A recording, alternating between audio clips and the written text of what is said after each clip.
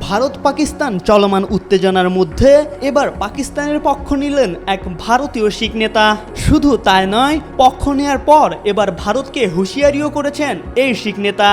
জানিয়ে রীতিমতো হইচই শুরু হয়েছে।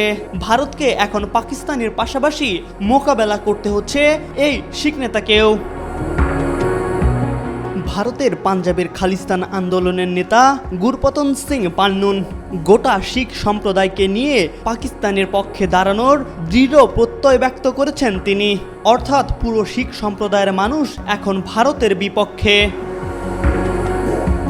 মার্কিন যুক্তরাষ্ট্র থেকে প্রচারিত একটি ভিডিও বার্তায় স্বাধীনতাকামী খালিস্তান আন্দোলনের নেতা সম্প্রতি পাকিস্তানের সাথে একাত্মতা ঘোষণা দেন। পেহেলগামে ভারত রাজনৈতিক স্বার্থের জন্য নিজ দেশের হিন্দুদের হত্যা করেছে বলে দাবি করেন এই শিখ নেতা। রাজনৈতিক ফায়দা ও ভোট আদায়ের লক্ষ্যেই এই হামলা চালানো হয়েছে বলে উল্লেখ করেন তিনি।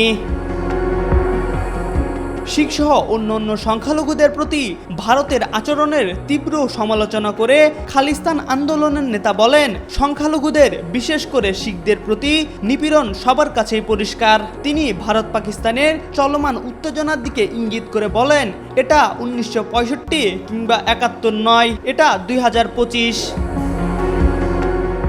পাকিস্তানকে সমর্থন জানিয়ে ভারতকে হুঁশিয়ারি দিয়ে তিনি বলেন, আমরা ভারতীয় সেনাবাহিনীকে পাঞ্জাবের মধ্য দিয়ে পাকিস্তানকে আক্রমণ করতে দেব না। ভারত থেকে বিচ্ছিন্ন হয়ে স্বাধীন শিখ রাষ্ট্র প্রতিষ্ঠার দাবিতে দীর্ঘদিন ধরে আন্দোলন করে আসা খালিস্তান আন্দোলনের এই নেতা শিখ সম্প্রদায় ও পাকিস্তানের গভীর সংহতির উপর জোর দিয়েছেন। পাকিস্তান নামের তাৎপর্য উল্লেখ করেছেন তিনি। পান্নু বলেন, পাকিস্তান নামটি পবিত্রতার ইঙ্গিত দেয়। আমাদের ঐতিহ্য হলো আমরা কখনো আগ্রাসন শুরু করি না, করবও না। ভারতের প্রতি হুঁশিয়ারি উচ্চারণ করে পান্নুন আরও বলেন, আক্রমণকারীরা বেঁচে থাকেন না, আর তা ইন্দিরা গান্ধী, নরেন্দ্র মোদী বা অমিত শাহ হন না কেন। MR আকাশ, আজকাল।